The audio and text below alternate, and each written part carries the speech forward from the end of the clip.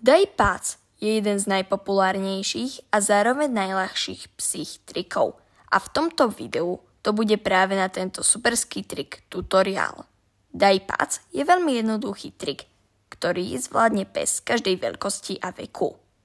Budeš potrebovať odmeny, kliker ak používaš, alebo sa ti bude hodiť slovný marker a samozrejme psa. Ako inak. Určite to psa neuč spôsobom, že mu labku zoberieš alebo chytíš do ruky.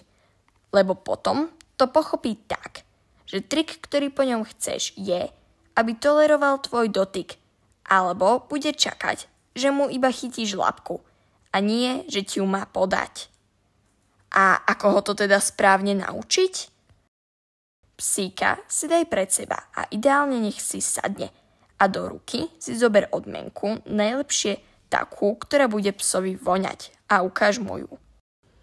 Prvých niekoľko odmien mu daj iba tak, zadarmo, a potom dlaň zavri. Pes sa bude snažiť odmenu získať, takže ťa bude kúsať, lízať a môže začať aj štekať. Ale ty musíš vydržať a chrániť pamosok, aby si ho nezobral sám. A počkaj, kým neurobí akýkoľvek pohyb s labkou, a kľudne môže byť malý, kľudne len náznak pohybu. A vtedy mu označ správne správanie. Buď klikni, alebo mu to označ slovným markerom a ruku otvor. A pes si bude môcť odmenu zobrať. Zatiaľ mu nehovor žiaden slovný povel. Tréning podania packy si rozdiel na viac tréningov, aby toho nemal veľa.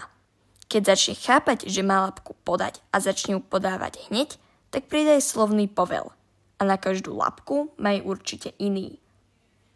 Keď to pes bude perfektne zvládať, môžeš ale teraz už prázdnu ruku otvoriť a čakať, nech ti podá packu.